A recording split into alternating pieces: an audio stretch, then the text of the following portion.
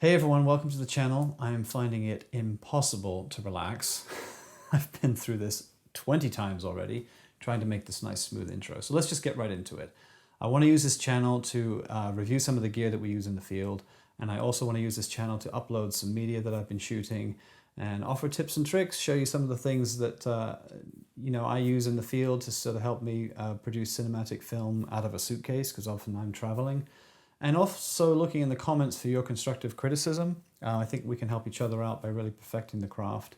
And so let's hope this channel is useful to you. This piece I'm going to show you is a 3-minute piece I did out in Uganda, showing the need of young women and girls in the field who just have no hope of getting an education and getting ahead in the world. That was kind of the brief that was presented to me. We drug out 2 BlackMagic cinema cameras out there, a drone, simple Mavic drone, and some audio and sliders, and that was about it, yeah, and me.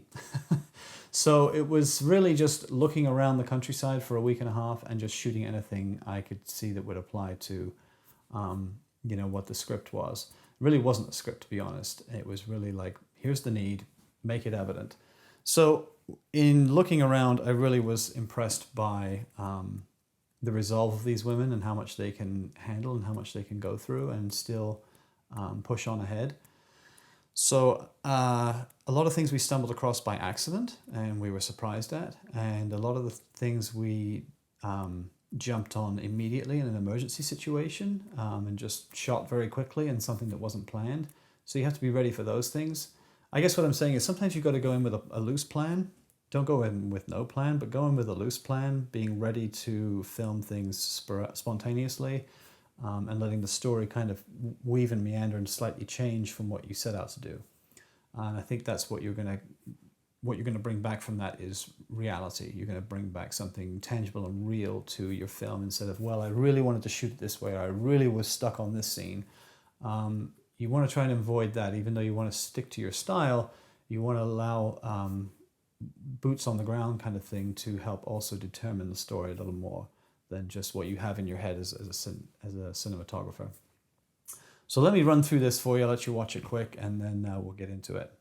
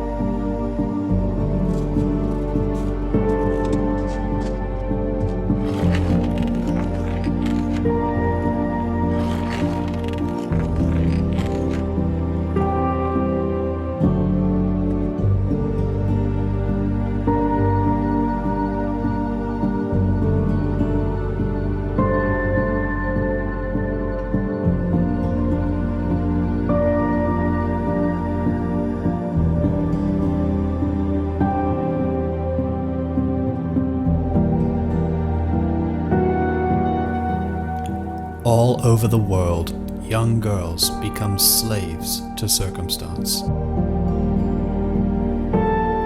Global Seed Planters provides simple life solutions that lead women from desperation to destiny. I was that woman. I was that woman. I was that girl. I was that woman. Join our movement today and be involved in the change coming to young women all over the world. One young girl waits for you or is forever lost.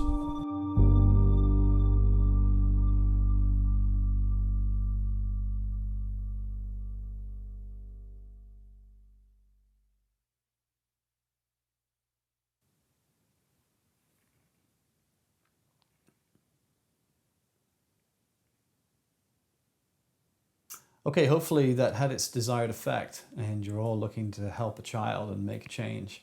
You know, let me just take you through a few elements of that film. The quarry was a mistake. We took a wrong turn somewhere, came around a corner, and all of a sudden we ran into this quarry, which actually is commonplace in Uganda. So we spent 2 days filming, my big team, my big crew, it's me. I spent 2 days filming there, some drone shots, a lot of slider, on the ground shooting. And even shooting can be a little hostile because, you need to make relationships before you start shooting. They weren't happy with us shooting them at the beginning, but in the end, we were all great friends. So I shot there for 2 days, and then the brush fire was a complete accident. We were in the middle of filming the pregnant lady, and that was a complete setup where I knew I wanted to show how women literally give birth in the field, and they have no medical help, and a lot of them die giving birth. So I knew the kind of shots I was looking for that, and I know it was staged, and hopefully it's fine for it to appear staged because a lot of things, like when you watch a documentary, a lot of things are staged. But I told the woman the acting has to be real or it's not going to go in, and that she was phenomenal. And I just had this shot in my head when I'm up a tree and I'm just looking down at this lady just giving birth in the middle of nowhere.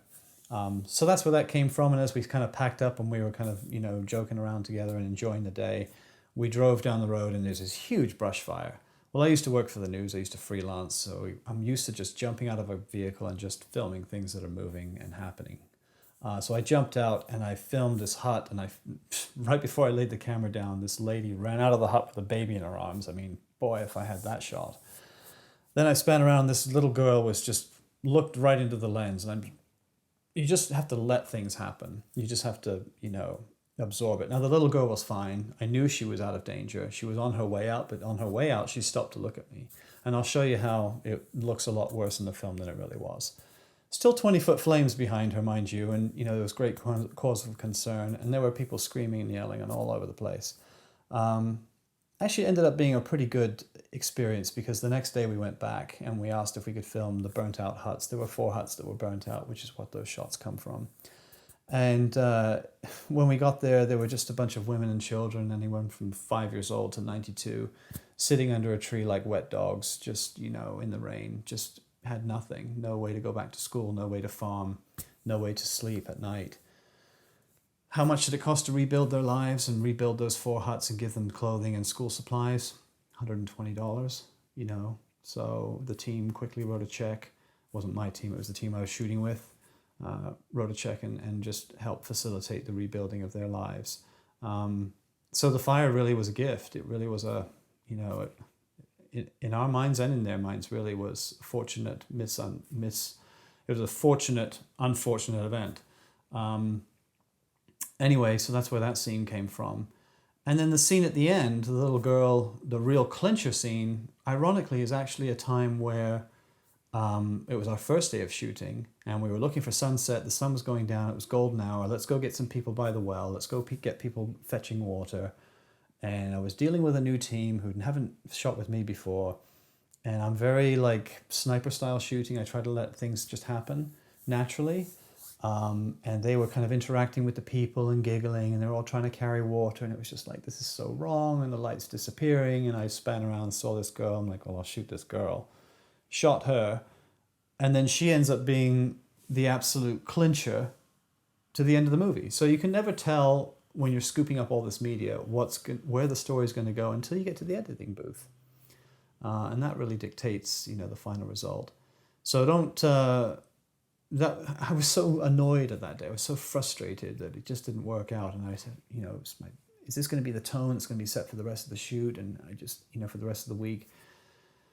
And yet ended up being a very useful shot. And I can't tell you the amount of times it's happened in my shooting. So I spend a lot of time just shooting, just gathering a lot of media and letting the media tell the story back in the editing booth.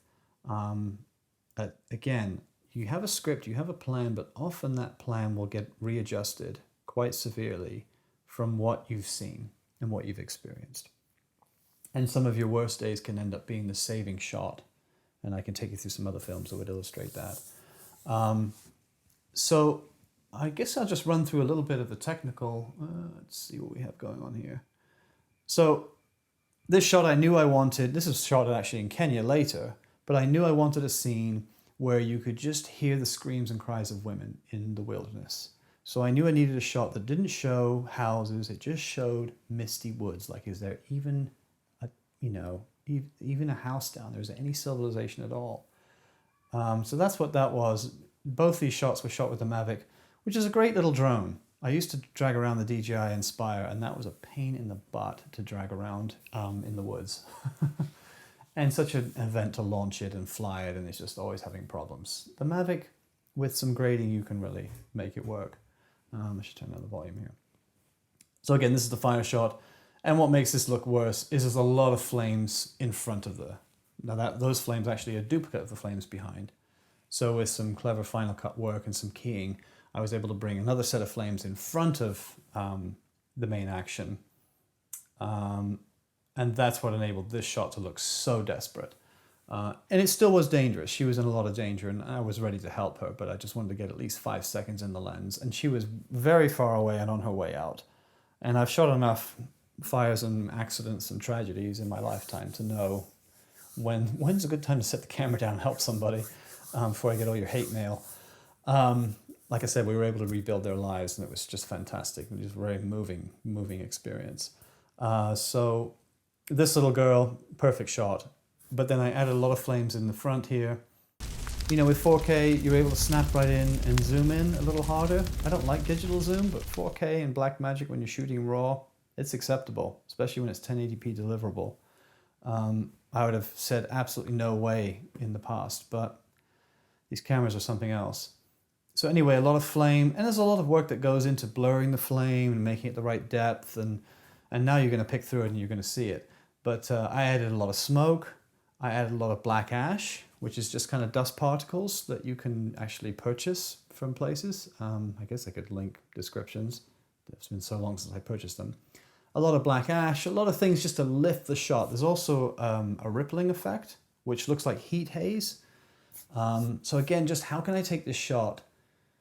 I don't like to say fake it, but what you want to do is, how did that shot hit you in the chest? Didn't want to bang my mic here. How did it hit you in the heart? And so how do you make it hit somebody else in the heart? For me, just to show you the plain shot would be, well, it's pretty, ooh, it doesn't look too good. Whereas the way you saw it was like, holy smokes.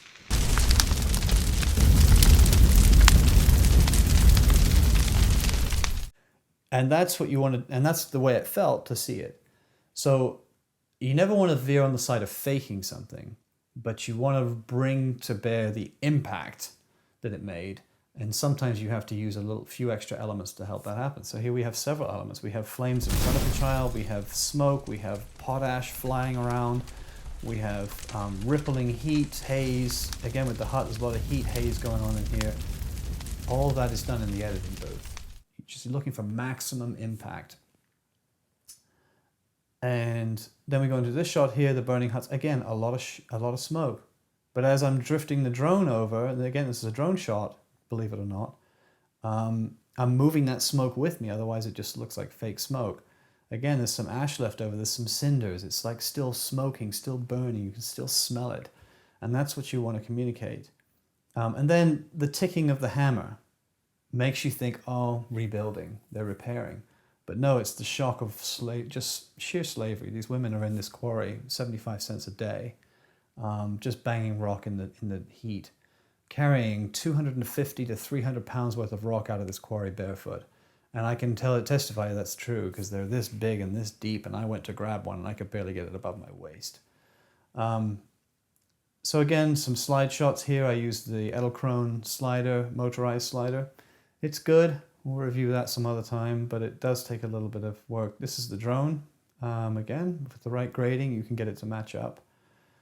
And 90% of my shooting in these situations are telephoto because I'm looking for natural results. I mean, I'm probably 400 feet away from this young lady.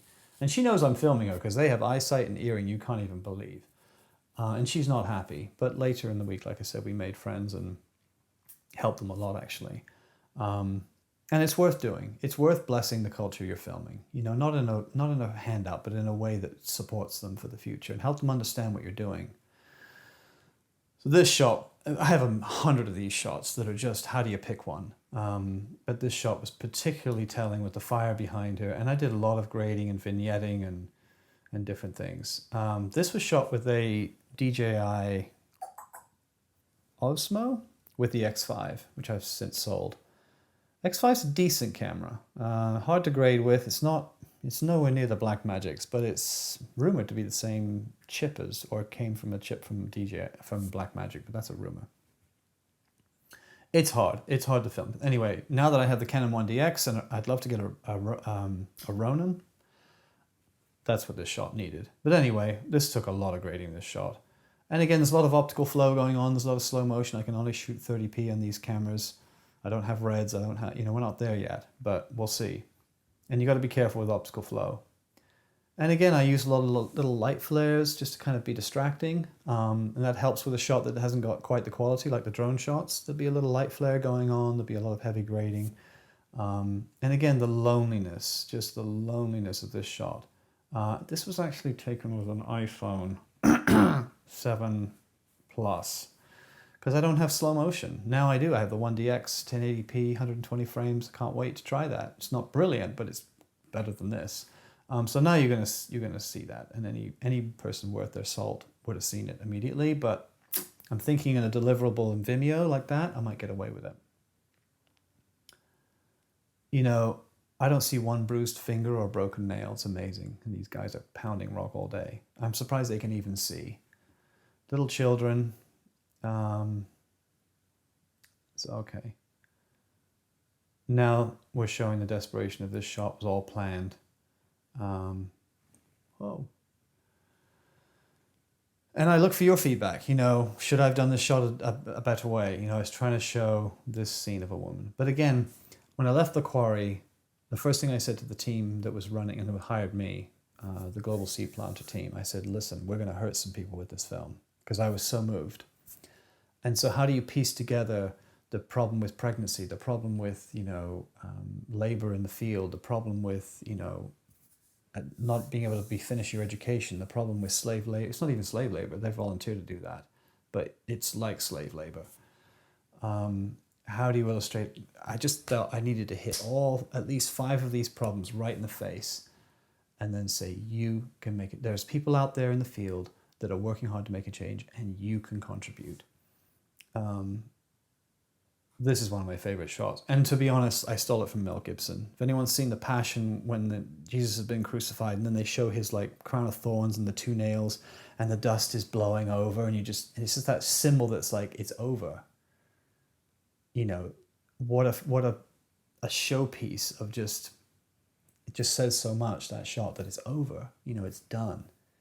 And it just it would illustrate so powerfully to me the moment of all of that had happened. And so I kind of stole that idea. I was drizzling some dust and the slider was motorized, so I was doing this kind of thing. And then this was completely staged and it was very difficult to get them to understand what you wanted. So I'm not completely happy with this part, but she did have those eyes that were just... I ended up buying her hammer, actually, that she uses, and you can see all her nail prints and all the smacking that was done. And of course, I overpaid for it on purpose, but Yeah, I keep this on my desk to remind me if I'm having a bad day. Sometimes say a prayer for these young ladies. And we're doing a lot to help them, and this video is going to generate a lot of funding. So the water problem, and these girls, I needed to illustrate, girls who, once they have their period, they're out of school, it's over for them. So I needed to kind of illustrate that. And again, slow-mo done with the iPhone.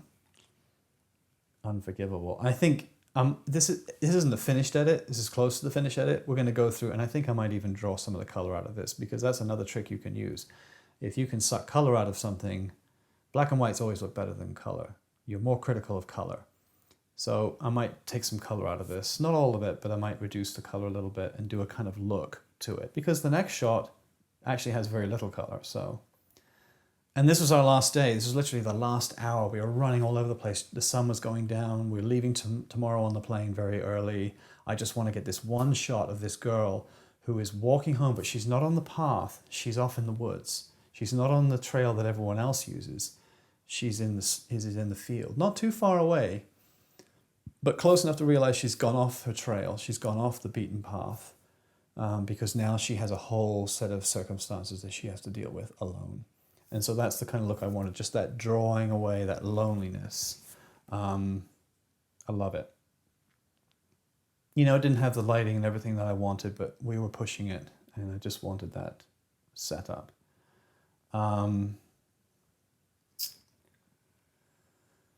Love this shot. And this is the theme that kept running through my head. I wanted them to say, I was that girl, I was that woman. And now I'm free. Now I have a future. Now I am, I have a job, I have a place to work, I have a home. It's very real what's happening there. And it's very real the change you can make. It's very low-hanging fruit. It's so easy to make a difference, and that's why I'm really addicted to filming out there. This is going to thrill you. These are all my voice, because we haven't finished the edit yet. But I wanted to submit something to them and say, listen, this is where we're going with this. So it's me going, I was that woman. So thank you for not noticing if you didn't notice. And yeah, I guess top score to you who did notice. This woman I just saw in a meeting, and she was wearing this huge headdress, and I'm just, girl, you are an African queen. I need you against a brick wall, and I need to film your headdress. I don't know where I'm going with that. So you soak up a lot of material, and that's what I recommend, is just keep shooting.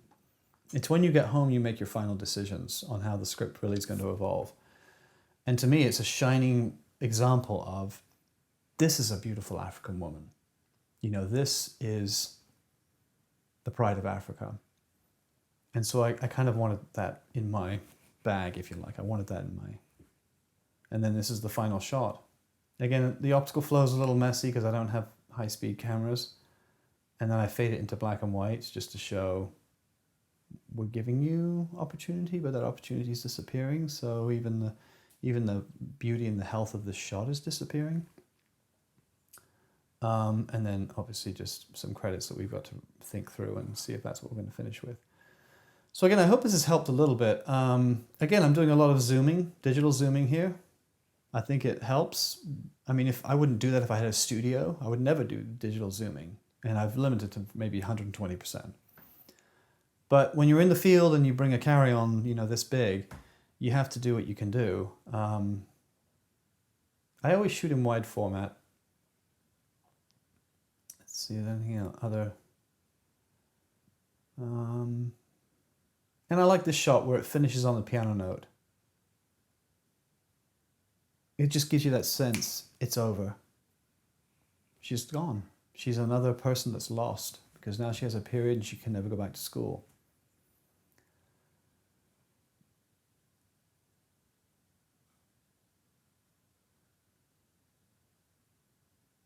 Nothing really else. Again, a lot of use of sun flares and things like that helps give richness to your shot without overdoing it. I'm not a fan of like complete orange, where you see these wedding photographers that everything's just orange. That's a look and that's fine. But that's just not what I'm into. But I am into, a little bit of flicker and flare just to give you that, you know, that you feel the light on your eyes. You're not just watching a television. So yeah, I hope that's helpful. There's some things in here that I've done that,